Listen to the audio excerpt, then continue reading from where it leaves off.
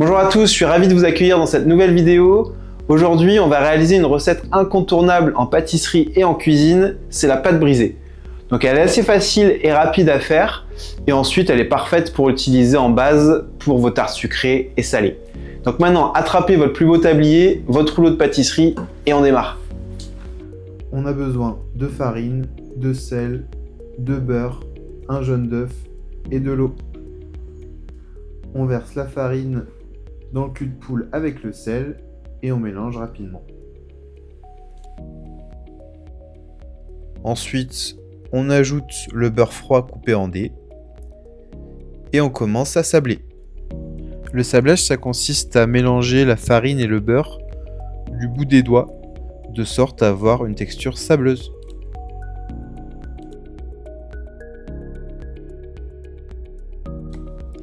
On mélange ensuite les liquides ensemble, donc le jaune d'œuf et l'eau, pour créer le liant de la pâte. On le verse ensuite dans le mélange précédent pour former une boule homogène. Donc on met un jaune d'œuf dans cette recette, ça permet de donner plus de tenue à la pâte. Mais il y a d'autres recettes avec uniquement de l'eau et ça marche très bien aussi.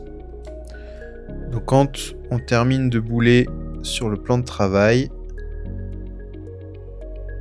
on va commencer à phraser. Le phrasage, ça consiste à écraser de la paume de la main la préparation, de sorte à homogénéiser tous les éléments entre eux, et notamment le beurre, s'il y a des morceaux restants, ça permet de les incorporer à 100% dans la pâte. On le fait 3 ou 4 fois maximum. On évite de trop travailler la pâte non plus, il ne faut pas qu'elle soit élastique ensuite et difficile à manier. Donc quand vous avez terminé, on met le bâton sous forme de palette pour qu'il soit plus simple à abaisser plus tard. Et on le filme afin de le mettre au réfrigérateur. Alors minimum 30 minutes, 1 heure c'est bien aussi, mais l'idéal c'est de le faire la veille pour le lendemain. Pendant ce temps, on peut beurrer le moule et ensuite le fariner. Donc là, ces deux actions, ça s'appelle chemiser. On sort le pâton du frigo et on va commencer à abaisser.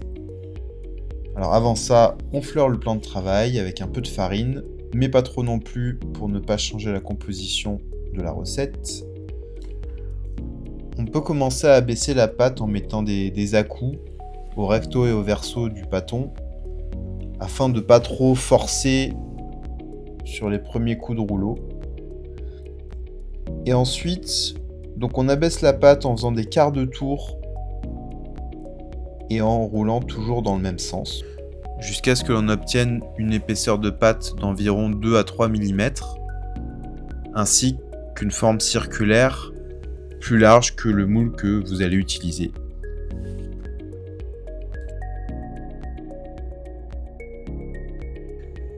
On passe à la dernière partie pour le fonçage de la pâte dans le moule. Donc d'abord, on enroule la pâte autour du rouleau et ensuite on la dépose sur le moule. On fonce donc avec les doigts, c'est-à-dire qu'on fait épouser la pâte au fond et sur les bords de votre cercle ou de votre moule. Quand vous avez bien tout vérifié dans les angles, sur les bords, vous pouvez mettre un coup de rouleau afin de retirer l'excédent de pâte.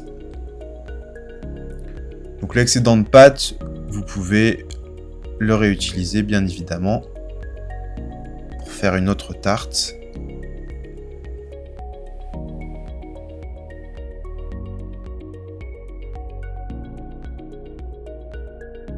Une fois que l'on a terminé de foncer, on pique la pâte avec une fourchette pour éviter qu'elle gonfle à la cuisson.